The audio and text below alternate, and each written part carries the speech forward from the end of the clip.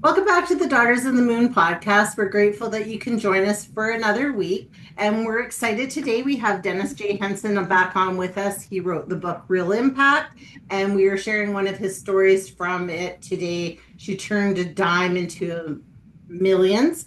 And so we're going to listen, like we did on the previous one, to a little clip of it, and then the three of us will discuss it. So, welcome back, Dennis, before we start into the story. Thank you. I appreciate you having me. Okay, well, we'll listen to it and then we will have a little discussion about it afterwards. Sounds You great. bet. She turned a dime into millions. Martha McChesney Berry grew up in a large cotton plantation in the foothills of the Blue Ridge Mountains near Rome, Georgia. Her father managed their estate and several other businesses. After completing high school, she also received a degree from Edgeworth Finishing School. However, the young Miss Berry was aware that sadly the mountain children around her never have the opportunity to participate in any school. After a chance meeting with a few children on a Sunday afternoon, she resolved to afford those little ones the prospect of an education. So in the late 1890s, Martha Berry constructed a one-room whitewashed building on the corner of her father's estate. Once completed, the Berry School began offering classes to the children in the North Georgia hills. Students wanting to attend were allowed to barter for their tuition, and there was a good reason for that option. The children's families had little or no money. The families were excited at the prospect of their kids having an opportunity to attend school, so for the youngsters' tuition, they contributed whatever they had. Some brought eggs, others a jar of jam, a quilt, or a chicken. One family even brought their milk cow. To receive room and board, the students worked in the garden, kept up the grounds, chopped wood, cleaned the classroom, gathered eggs, cooked meals, and scrubbed the floors. They grew what they ate. As word spread of a free education, attendance mushroomed and more food and larger buildings were needed. Martha's heart was big, but her bank account was small. The little school faced crisis after crisis, and the cause was always the same: money. Yet Miss Berry was devoted to her students and dreamed of finding a way to keep the school open. Still, the prospects weren't good. Then one day, a little boy ran up to Martha holding a newspaper clipping. "Miss Berry, Miss Berry." "What is it, Johnny?" "Oh, Miss Berry, you need to talk with Henry Ford." "Why on earth should I do that?" "It says in this paper that he's got a lot of money and he gives it to people who need it." Then Johnny said, his hands trembling, "I think we need it, Miss Berry." A short time later, the young educator did write to Ford to explain her dream of educating the poor children of the Blue Ridge Mountains.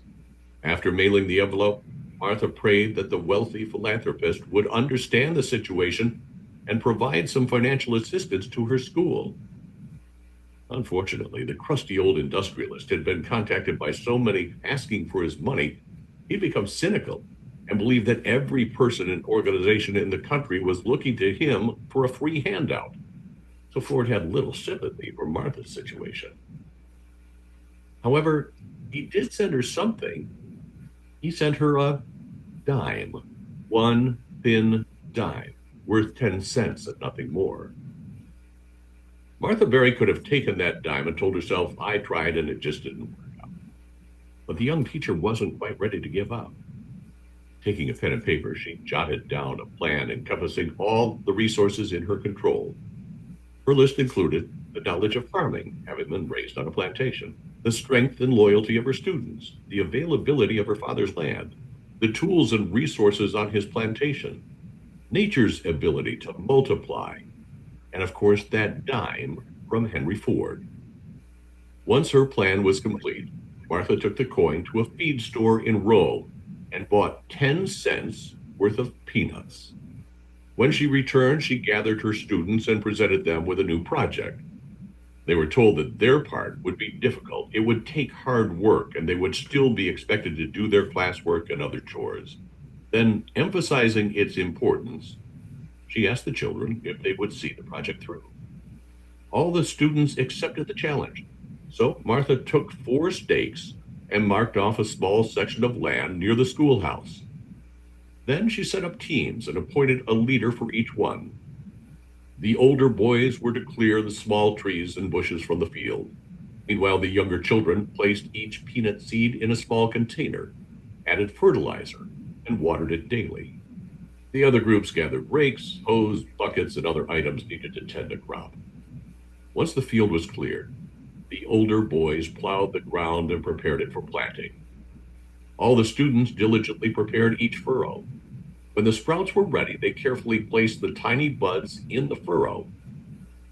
Each day in the hot Georgia sun, while one team worked to pull the weeds from among the young plants, others carried buckets of water into the field.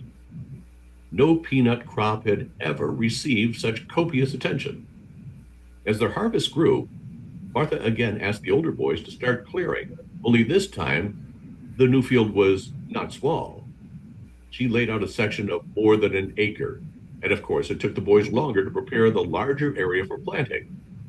The children never complained and worked diligently to ensure the project succeeded. The first peanut crop responded well to all the attention and the nice Georgia weather. Their harvest was bountiful, and those little ones had never seen so many peanuts. Yet their project was only beginning. The peanuts from the first crop were again prepared to be planted in the larger field. With both fields seeded, Martha staked out what must have seemed like 100 acres was actually 88 acres. Nevertheless, the children remained loyal. Clearing, plowing, planting, and tending were again completed. The crop not only responded, it outproduced the first one. This harvest was so massive that it took several wagons to deliver the produce to the feed company. When Little Berry School's peanut harvest was weighed, it brought the astonishing sum of $1,500. Her students had masterfully accomplished their part of Martha's plan.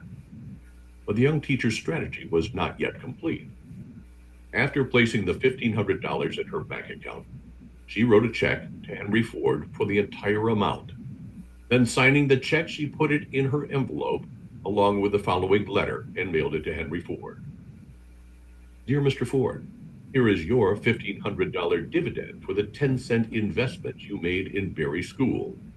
Faithfully yours, Martha Berry. The old business magnate read the letter and saw the check. He was so moved that he took the next train to Rome to meet Miss Martha Berry.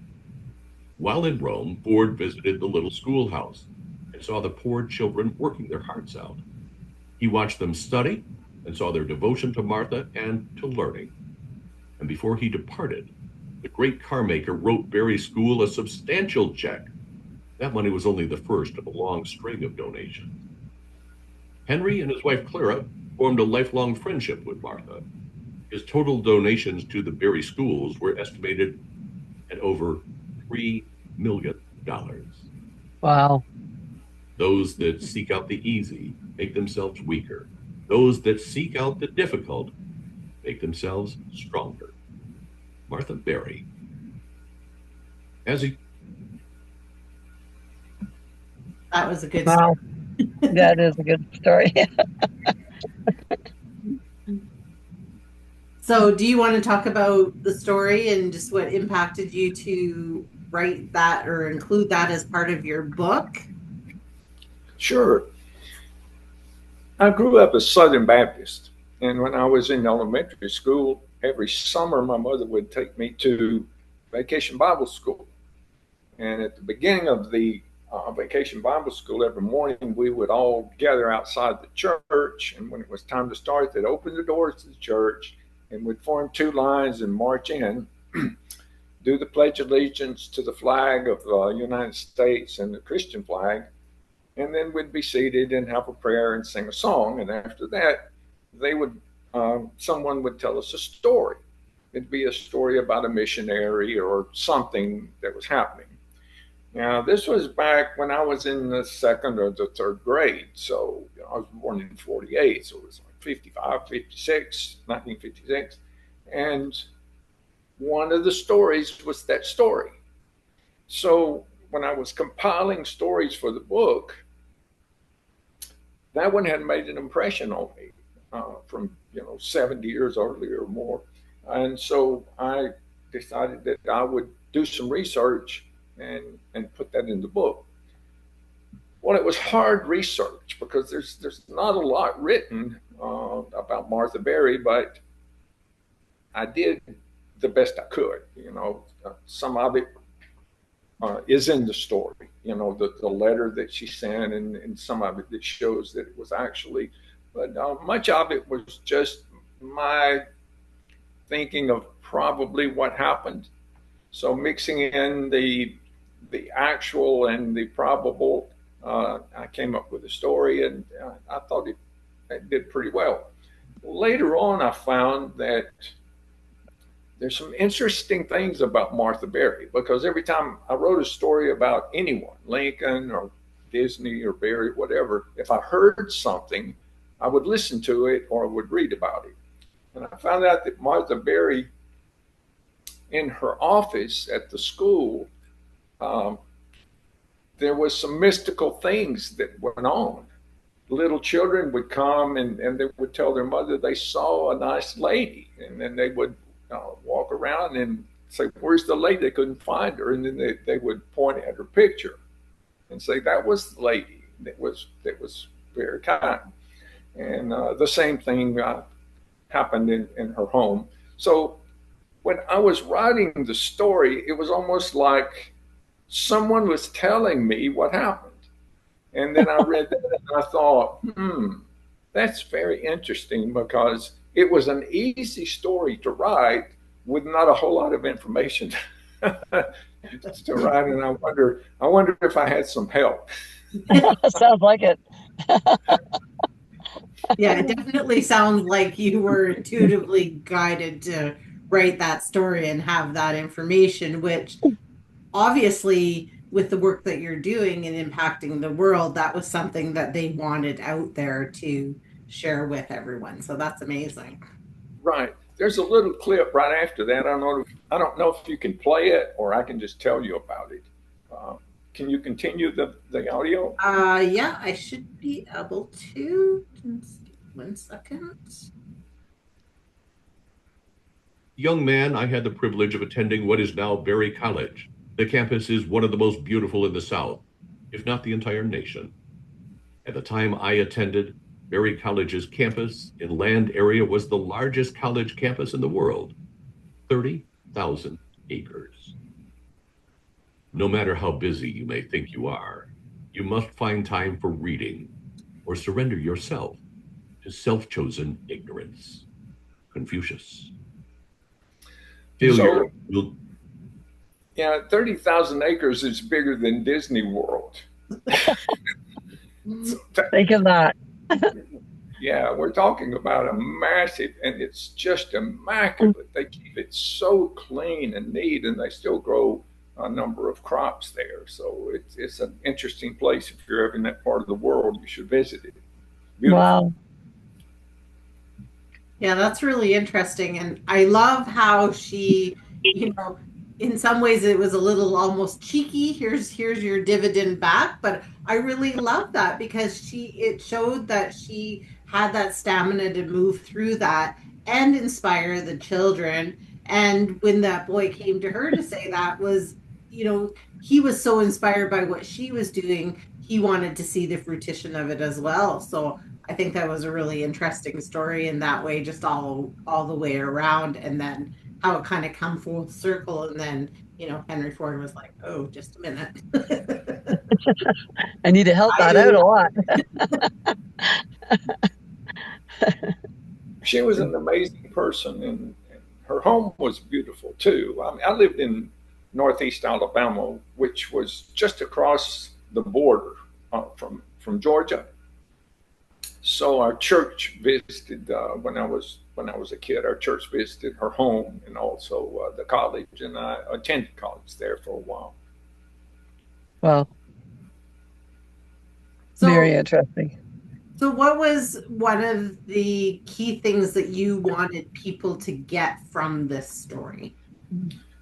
One of the 7 secrets of success, which is a new book that I'm writing, by the way, it should be out pretty soon, is making detailed plans. And I just thought, isn't it amazing that she planned all of that out turned 10-cent bag of peanuts into $1,500. Now, this was early in the 20th century, maybe a 1909 or so, less than that. It was probably 1906 or 7. And $1,500 in today's money would be an awful lot of money. I mean, you're Very significant. 60, 70,000, maybe $100,000. I don't know. It would be a lot. And she sent it all back to him. She said, "Okay, thank you for your dime. Here's your dividend." She wanted to get his attention, and she did. And I thought that was really an amazing thing.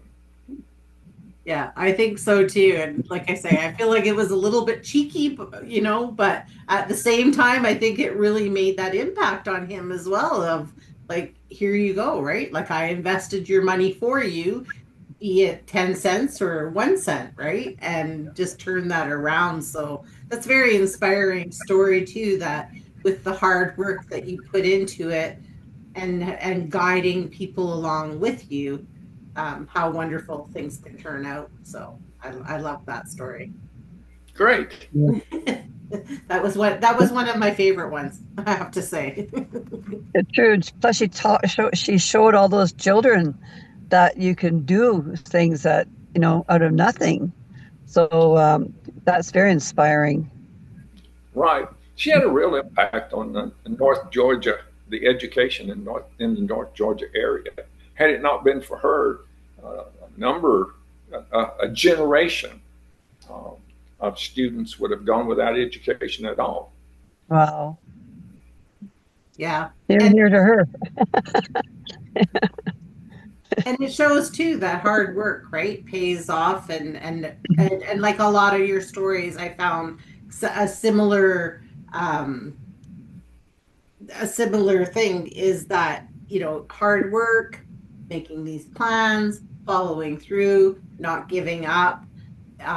So that's so inspirational for people when they're listening to these stories. So really appreciate writing this book and getting it out there and sharing it. So, and we're loving this series because it's giving people these little clips to see just how impactful this book really is for people. So, yeah.